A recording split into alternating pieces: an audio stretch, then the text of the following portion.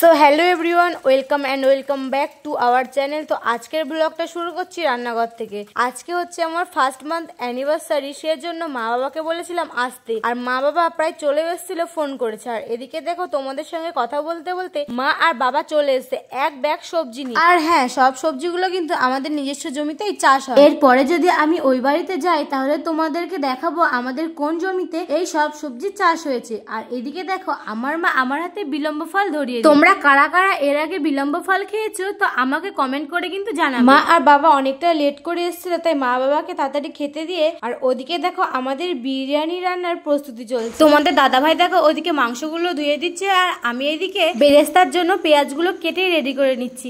আচ্ছা, তোমরা কে কেমন ভাবে বিরিয়ানি খেতে পছন্দ করো আমাকে কিন্তু কমেন্টে অবশ্যই বলে যাবে। নেক্সট টাইম আমিও সেইভাবে রান্না করার চেষ্টা করব।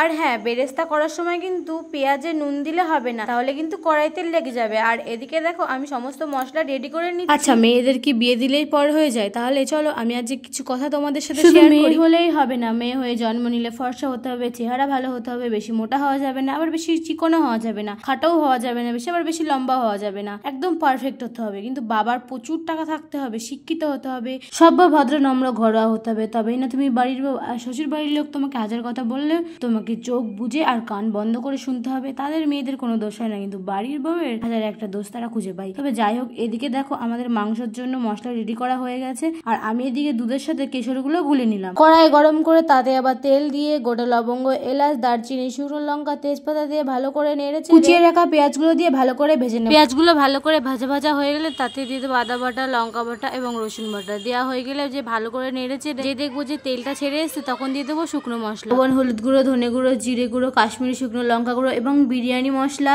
লাস্টে দিয়ে দেবো ফাটিয়ে রাখা টক দই। টক দই দেওয়া হয়ে গেলে ভালো করে নেড়ে চেড়ে ভেজে রাখা আলুগুলো দিয়ে তাতে আবার মাংস দিয়ে দিতে হবে। মাংস দেওয়া হয়ে গেলে তাতে আবার একটু জল দিয়ে একটু গ্রেভি করে নামিয়ে নিতে হবে। তাহলে রেডি আমাদের বিরিয়ানির মাংস। আর ওদিকে দেখো চালটা ভেজাতে দিয়ে জলটা গরম করে তাতে আবার একটু তেল দিয়ে লবঙ্গে এলাচ দিয়ে চালটা সিদ্ধ বসিয়ে দিলাম। যে সেদ্ধ হয়ে গেল 70%, তখন নামিয়ে নিলাম। আমরা তো দেখলে যে বিরিয়ানির মাংস রান্না করা হয়ে গেছে, আর এদিকে চালটাও সেদ্ধ হয়ে গেছে। এরপর এক এক করে সমস্ত লেয়ার গুলো দিয়ে নিয়ে তারপরে দমে দিলে আমাদের বিরিয়ানি রেডি হয়ে যাবে। তাহলে চলো আজকে তোমাদের একটা গল্প বলি। জানো তো, দীপ নামে একটি ভাই আছে ওয়েস্ট বেঙ্গল থেকে আদিযোগী মন্দির, প্রায় 2095 কিলোমিটার দণ্ডি কেটে কেটে ওই মহাকালের মন্দিরে যাবে। তাহলে ভাবো বুকে কতটা জোর নিয়ে ভগবানের নাম করে সাহস নিয়ে বাড়ি থেকে বেরিয়েছে। তোমরা সবাই প্রার্থনা করবে যে ভাইটি যেন সুস্থভাবে ভালোভাবে ভগবানের নাম নিয়ে ভগবানের দর্শনে পৌঁছায়। দেবাদিদেব মহাদেব যেন ওকে ভালো রাখে, সুস্থ রাখে এবং যেন সুস্থভাবে ভগবানের দর্শনেও পৌঁছায়। আর যারা যারা ওর নামে কটূক্তি করেছে, অনেকেই বলেছে যে তুই কি করে পারবি এতটা রাস্তা যেতে, তোর কি মাথা খারাপ, পাগল হয়ে গেছিস, 2095 কিলোমিটার তুই কি করে দণ্ডি কেটে কেটে যাবি, তোর তো লেগে যাবে 2 বছর সময়। তাদের যেন চোখে আঙুল দিয়ে দীপ ভাই দেখিয়ে দেয় যে হ্যাঁ আমিও পেরেছি, ভগবান যেন আমার সহায় আছে। তোমরা সবাই কমেন্টে বলে যাবে হর হর মহাদেব, জয় শ্রী মহাকাল, জয় আদিযোগীর জয়। এই লড়াইটা শুধু কিন্তু দীপ ভাইয়ের নয়, যারা মহাকালকে ভালোবাসে, যারা শিব ভক্ত, এই লড়াইটা শুধু হচ্ছে তাদের জন্য। আর যারা এই দীপ ভাইকে কটূক্তি করেছে, খারাপ মন্তব্য করেছে, তাদের যেন চোখে আঙুল দিয়ে দীপ ভাই দেখিয়ে দিতে পারে যে হ্যাঁ ওরা ভুল ছিল, আর আমরা মহাকাল ভক্ত, যারা শিব ভক্ত, তারা কিন্তু একদম ঠিক ছিলাম। জয় শ্রী মহাকাল। তো এদিকে তোমাদের সঙ্গে কথা বলতে বলতে দীপ ভাইয়ের গল্প করতে করতে আমাদের বিরিয়ানি রান্না প্রায় মোস্ট কমপ্লিট হয়ে গেছে। এবার বিরিয়ানির হাঁড়িটা খুলতেই উফ কি যে গন্ধ বেরোচ্ছে, আর কি যে ভালো গন্ধ বেরোচ্ছে, আর এত সুন্দর রান্না হয়েছে, গন্ধ শুকিয়ে বোঝা যাচ্ছে যে খুব সুন্দর হয়েছে। তারপর আমরা তাহলে খেয়ে দেখবো কেমন হয়েছে।